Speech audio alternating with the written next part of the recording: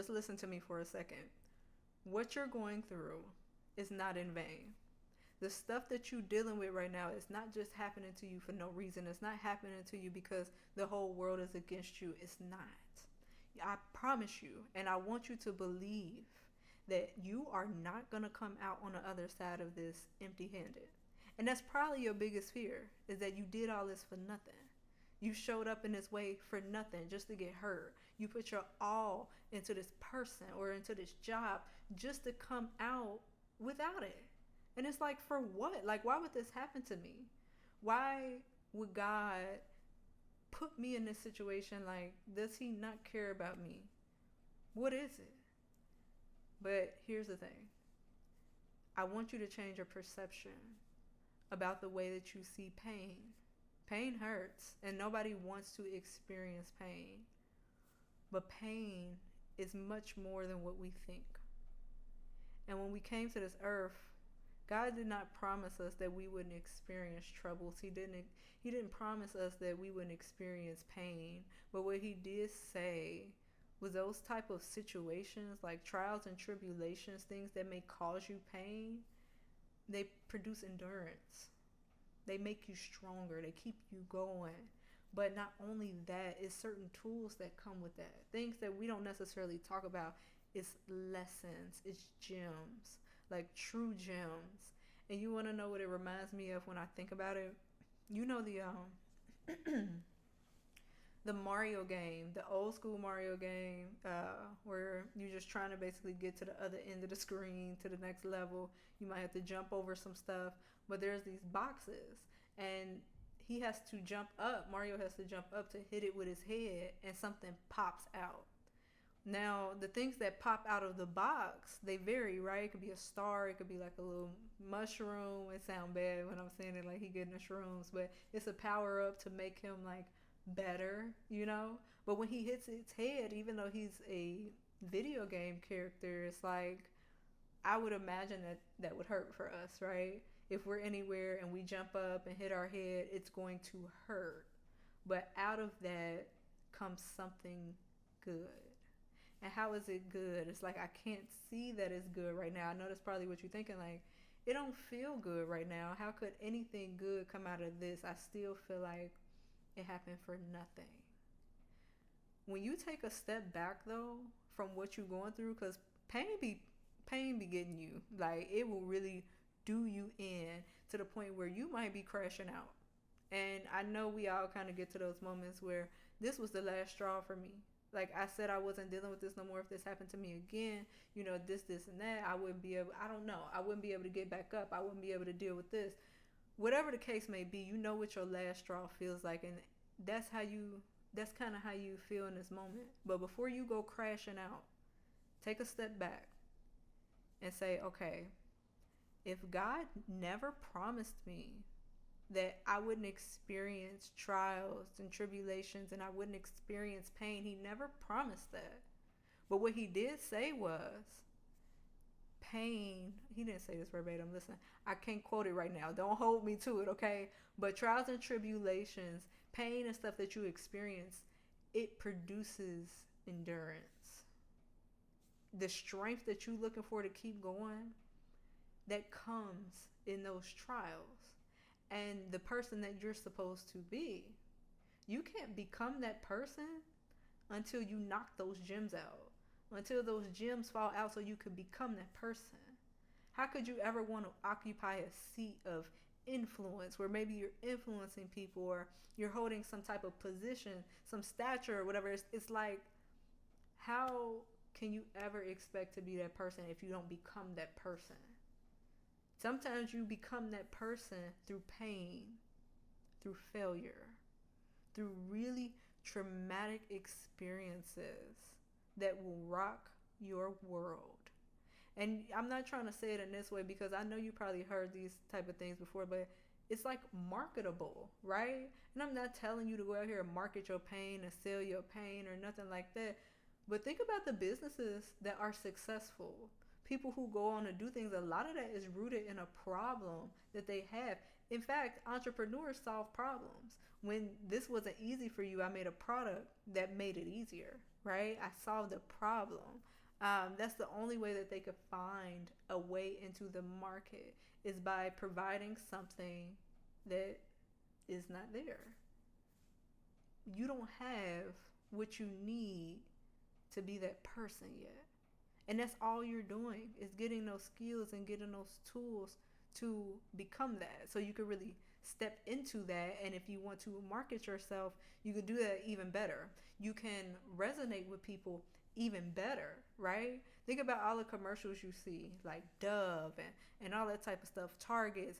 They really try to target their audience, like people who matter, maybe people who are untouched, like I don't know. I remember there was a campaign, and I believe it may have been Dove. I might be wrong. I don't know. But there was this campaign about like accepting all women's bodies and the different body types that they had, and that really appeals, right? It really appeals to them, but people had to struggle before they actually got that type of recognition for somebody to see it. Maybe somebody who worked for that company had experienced that and was like, I want to, create a product or create a space or campaign that connects with these people because it's going to boost our product sales or whatever, but it's also going to make these people feel like they're seen, And I don't know what it is that you're supposed to do, like specifically for your life. I don't know what your purpose is, but I could tell you that as a human collective, I do believe that it is our duty to be there for other people, to be a light in the dark when other people may need it. That's called being a vessel. When God sends you somewhere to help somebody, you could be that for them. And sometimes people need somebody who can relate. It adds that extra oomph to it, right? It adds something to it. So there is benefit to that. Like you're growing and you're getting the gems that you need in order to become the person that you always knew that you would. But you're not only learning that, you're learning a lot about people when you experience pain, because usually the pain that we experience, it comes from other people, the actions of other people, the inaction of people. It teaches you something about them. And it's not to sit up here and say like, oh, they did me dirty, so they're a narcissist, they're terrible. I'm not sitting up here saying that. Maybe they are. I don't know. You're going to know better than me. But you learn something about human nature. And when you really sit and think about the depths of it, because people, again, will sit with that and say, oh, I'm learning something about human nature. I know that people can just be trash. But when you really, let's say this is a romantic partner or a friend and you spent a lot of time with this person, like outside of the crap that just happened and maybe blindsided you, you know this person through and through. Like you might even know this person at their core, stuff that they don't show other people. You know things that maybe they've experienced. So the way they've treated you was so far left field, but when you really sit down and think about it, people are affected in so many different ways. The way that they treat you says more about them than it does about you. Especially if you're good to a person, because those type of people, if they treat you wrong, it's something wrong with them. I'm not saying you don't have flaws, but when you are genuinely good to a person and things just kind of blow up in your face, it's something wrong with that person to where they could not receive love. And you see how like different that perception is, instead of saying like, oh, this person just ain't nothing. They're nothing. They're terrible. I don't ever want to speak to them again. Like they just don't deserve anything. They don't deserve love. They just don't deserve anything good. Because you're mad, right?